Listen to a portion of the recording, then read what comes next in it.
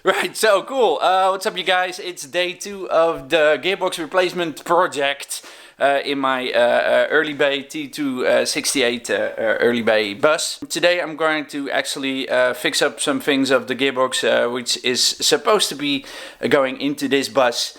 But it's not quite there yet to actually mount it in the bus.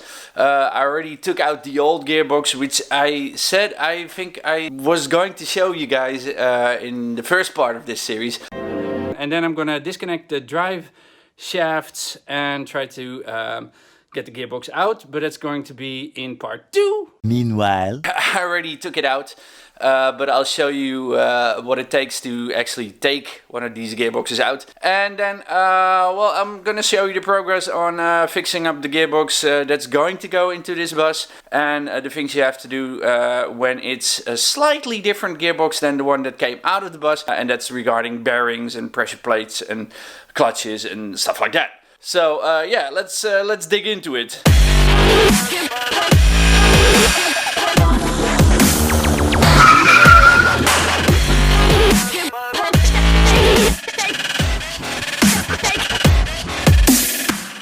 Right, so like I said, I told you guys that I already removed the old gearbox from the bus, which I was going to show you, but I was in a groove. And I decided to take the transmission out without recording it, so I'm sorry for that. But I'll show you what I did, because if we move down here, and I'll just shine a light on the situation, you'll see that there's no more gearbox left.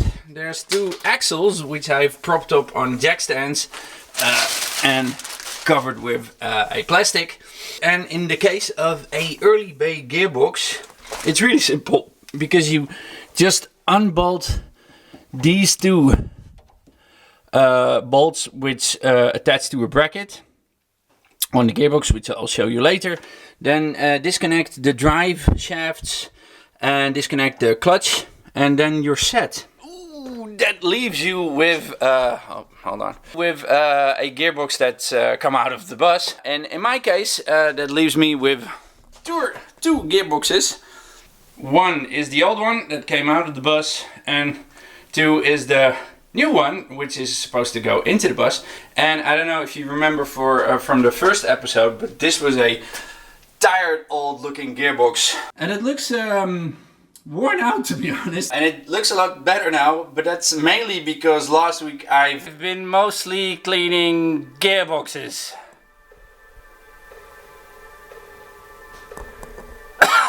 Yeah, so that's why it looks so good, or good. It looks better than it did. Yeah, and yeah, so we're ready to prop in the new gearbox. Not quite yet though, because there's I've noticed there's a few things different from the old gearbox that came out of the bus and the new gearbox that's supposed to go in the bus. And that's I'll tell you the entire story. So the old gearbox that came out of the bus is a code C, the C for I was not going to swear on this channel. I'm going to keep trying to do that. Alright, so it's a C0 gearbox, which is strange to me, because in all the documentation I've been trying to find about gearboxes for early T2 VW buses, there's no mention of a C0 bus. And if somebody watches this and tells me that there's a link or an article to to something that will tell me about C0 gearboxes, then please show me. And I thought in my naivety, whatever, I'm Dutch, forgive me.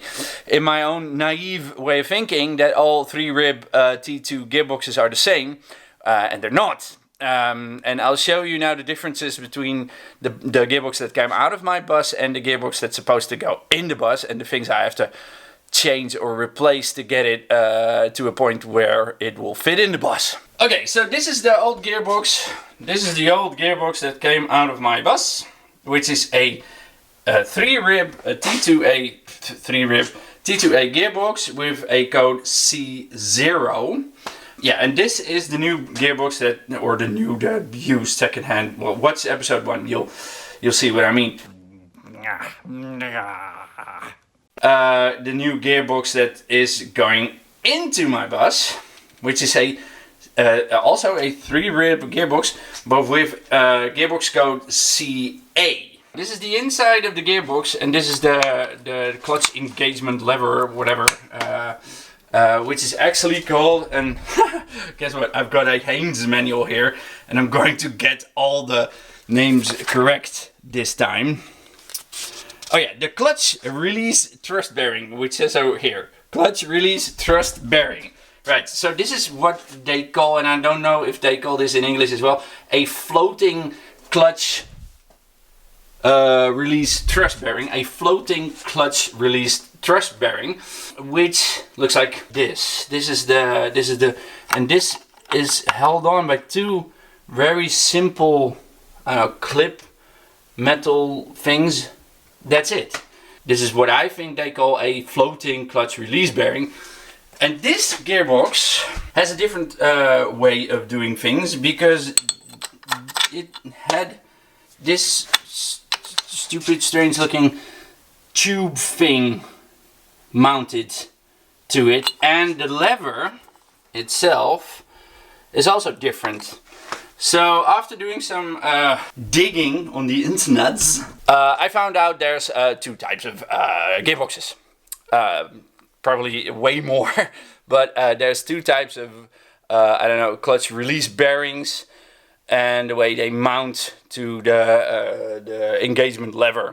I'm calling it an engagement lever because it engages the clutch release bearing to the clutch plate, or the I'll get back to that, because names and English, and it's all very difficult. It's all very difficult. Again, it's weird. Yeah, so I have to replace or change a few things to get it working on this bus, because I always had one of those floating clutch release bearings and clutch systems, and because I bought a different gearbox, I have to change a few things. One of those things is I have to get this looking proper and decent again, because it looks like crap, kind of like the whole gearbox did. And another thing I found out is that the clutch cable itself has a sort of a plasticky tube which guides it to the gearbox, and that's being held on by this little thing right here, which my old gearbox didn't have. It's supposed to attach to here. This is my old gearbox, but it never had that, so this one does. So I thought, okay, so that's a way better way of keeping the clutch cable where it should be, I guess. There's also a few other things that are different on this box opposed to the new box, and that's because this is where the drive shafts hook up onto, and this whole deal is different than this one. This actually still looks like crap, to be honest, but this looks like, or seems to be, a plastic sort of a cover, which where this one doesn't have that cover at all. So yeah, I'm not really sure what the deal is with that, but I'm going to ignore this whole situation here and mount everything back up again, and we'll see when it breaks down. Did I just say I meant... that's what I meant, yeah. Right, so there's a few things I have to spruce up, as they say, and which is this thing right here and this thing right here. So let's start doing that first.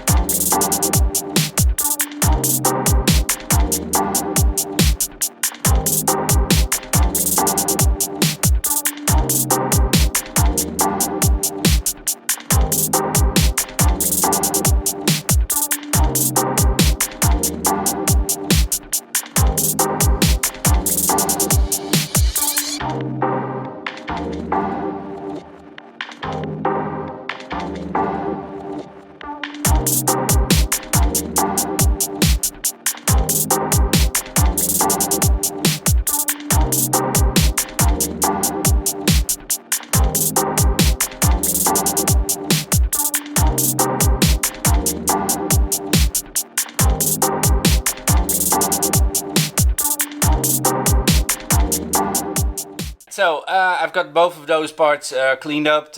Cleaned up. I've got both of those parts cleaned up, and because I'm silly, I'm gonna put them in a bit of paint, especially the one that's keeping the clutch cable in place, and the other one I'm just gonna mount, but with a bit of grease. These are the two parts, nice and shiny. Right, so one is going to get mounted up right here, and the other one is supposed to be going back in there. Yeah, and this is going to be a bit of a hassle, because I think there was a, what do you call it? A seal in between the gearbox and this thing. And I haven't got a seal, so I might make a seal, because I've got seal paper, what do you call it? Or I'll just leave it, to be honest. Yeah, so, yeah, we'll see. Right, so like I said, I wanted to make a sort of a seal in between the clutch bearing plate, the clutch bearing thing. Yeah, this thing, this thing right here. Because the gearbox that's going into the bus has like.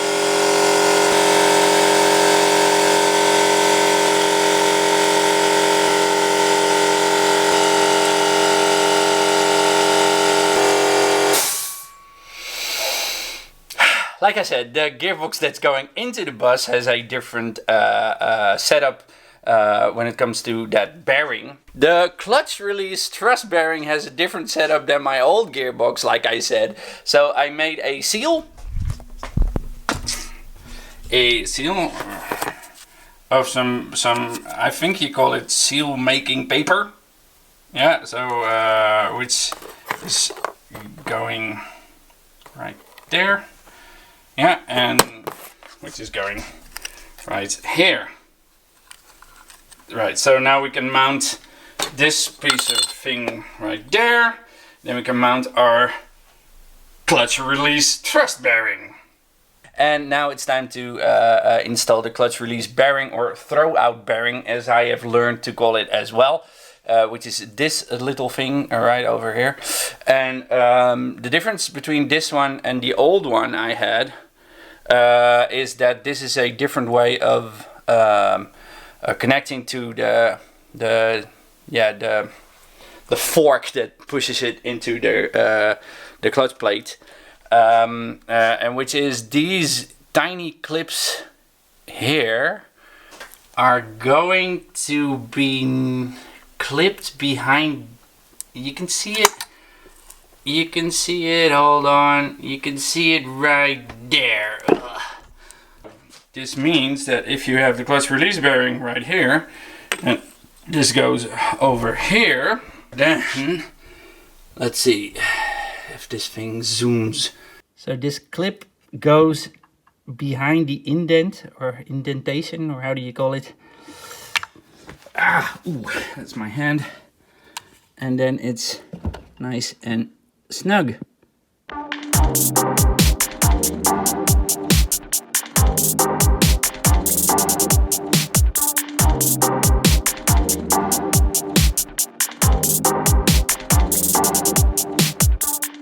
Me and my fat chin. Right, so that went a lot easier than expected, to be honest, because you just need, what you need is to push the fork, the clutch release, the throwout bearing fork, just a bit in, so the fork comes out, and then if you take a flat screwdriver, you can squeeze those clips in right there. I don't know if you can see it. If I push the clutch fork out, then I'll try to get a better shot of this. So this clip goes behind the indent, or indentation, or how do you call it? Ooh, that's my hand. And then it's nice and snug. But it actually went a lot easier than expected. So yeah, so it's on. It's working like a charm. So it was a good job, easy job, nice. Nice. Right, so A few things I did before I actually can put the gearbox back into the bus. Which is I squished these things right here full of axle grease. It's this black stuff. How much axle grease there needs to be in here, I do not know. The only thing I do know is that when you buy new drive shafts, you get these things. And these are full of axle grease, and you need to push the entire bottle of grease out into not only here, but here as well. Oh, there it is. There, yeah. So you get 4 of these bottles, and you need to push the entire bottle out into your drive shafts and into here. At least that's what they tell you. So I just squished a buttload of grease in there. And also, of course, on the other side. The only thing that was left to do was bolt these 2 things back on here because they were missing. So I think we're there. I think we're ready to drop the gearbox back into the bus.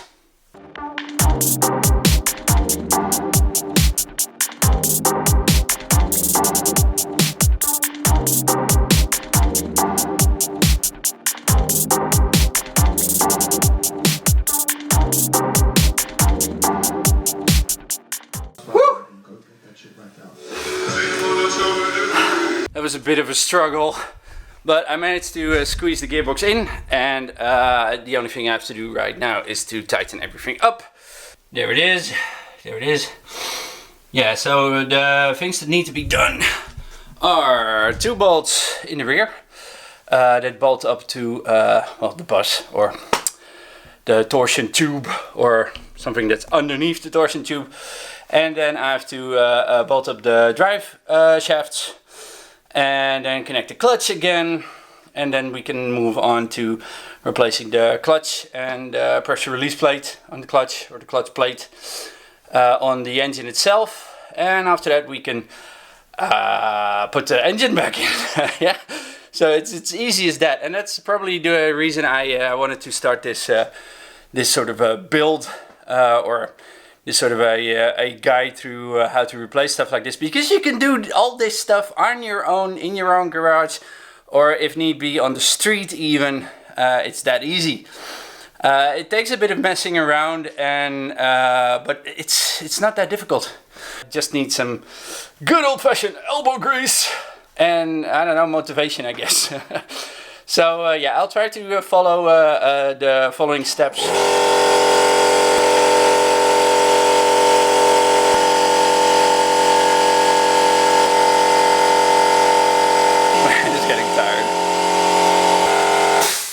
Right, I'll try to document the rest of my steps moving on from here, which includes rebolting the gearbox back into the bus, which I did, but I need to fasten everything up, and then pushing the engine back into the bus and starting everything up and see how it works, and if it actually is a gearbox that goes through all the gears and doesn't make weird sounds and stuff like that. So please stay tuned to my adventure in replacing gearboxes and engines and whatever, and making this bus behind me, this one right here, road legal for the Dutch highways or motorways or ways, whatever. Right, talk to you later. Bye bye.